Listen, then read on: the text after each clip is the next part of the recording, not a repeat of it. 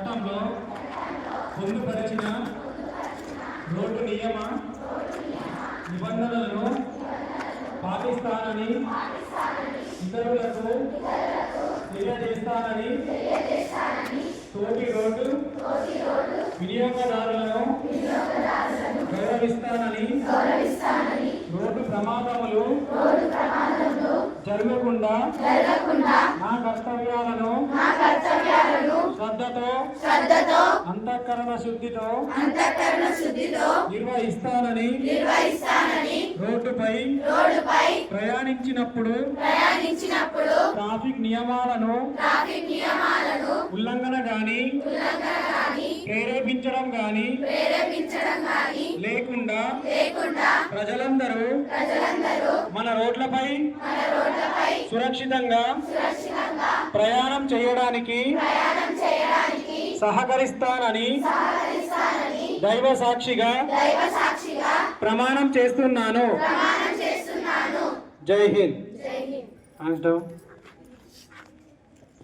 ఎప్పుడు చేయాలి? డ్రైవ్ చేయాలంటే ఏం కావాలి అర్హతలు?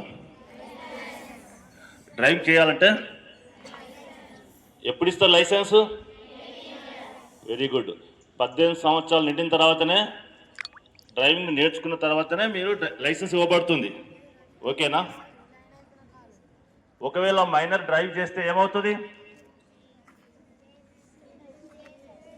ఏమేమి ఉంటాయి శిక్షలు? ఏం శిక్ష ఉంటుంది? ఎవరికి ఉంటుంది?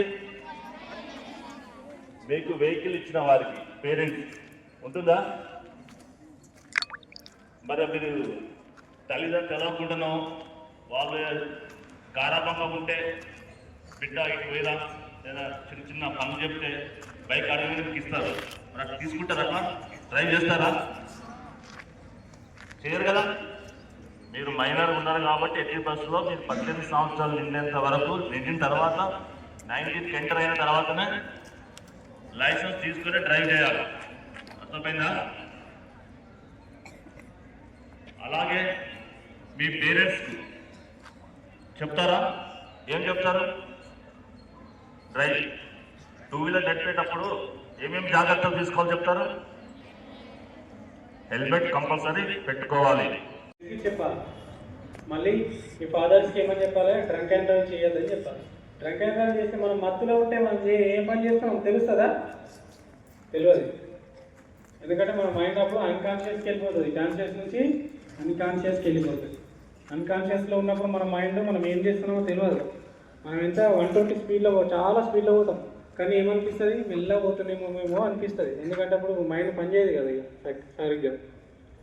కాబట్టి మద్యం సేవించి కూడా వాహనం నడపరాదు అని మీ ఫాదర్ కూడా చెప్పాలి. మీ ఫాదర్స్కి మీరంటే ఇష్టము, మీ పేరెంట్స్కి మీరంటే ఇష్టం, మీరంటే కూడా మీ పేరెంట్స్కి ఇష్టం. అవునా కదా? కాబట్టి మేము చెప్పినటువంటి అన్నీ చెప్తే వాళ్ళు కూడా